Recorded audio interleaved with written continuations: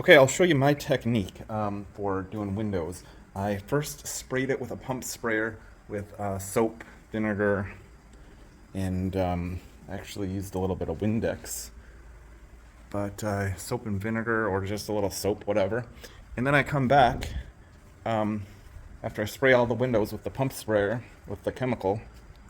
Then I just use something that will work like this mop, and I rub it all in. So if it's like really deeply penetrating, just like a car wash, sometimes you have to rub it in with the sponge thing. If you ever do the car wash, you'll realize just spraying it with soap and then spraying down it with water, it doesn't get that dirt fully off. You got to scrub it.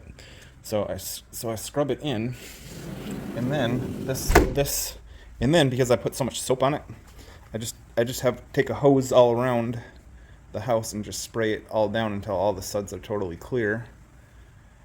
And then for the final technique, I got another pump sprayer and I fill it with reverse osmosis water because one thing you could do is as soon as you spray it down, then you could squeegee it. But you see, that's on the other side of the hose. But right here, for example, where's my finger? Like, you see these little marks left after it dries? Those are because of the impurities of the water.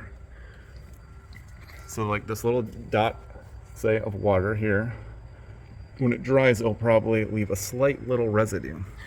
And then but if you spray it final with reverse osmosis water, there's no impurities in the water. You can use the zero tester on it, and it'll test out as zero. So there's nothing in the water, so it'll dry super clean. And so you don't need to squeegee, and that saves time. But the thing is, with squeegeeing, just a little speck of dirt on the squeegee or something or wherever can tend to really scratch the windows. See this? See like that?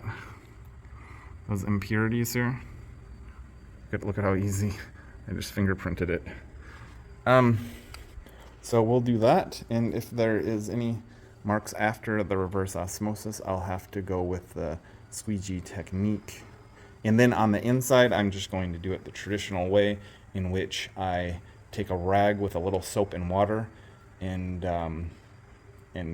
do a wipe on it and then squeegee it off.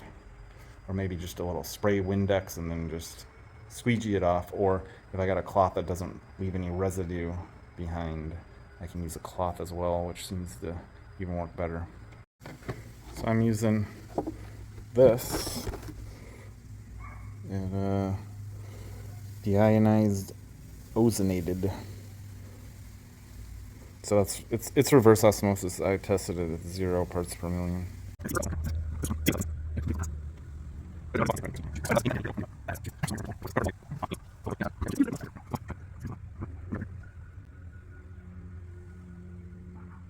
And they have dried completely into nothing because I sprayed reverse osmosis on it.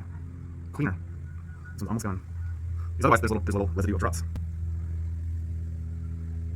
And that is from the impurities in the water. That's from the chlorine in the water. That's from the fluoride in the water sometimes. Here they don't, one of the rare places where a city doesn't fluoride the water. Fluorinate the water, but every country in the world other than the U.S. doesn't fluoride the water. I wonder who owns our government? People that are our friends or not? Every country in the world except for America. You know what sucks about that?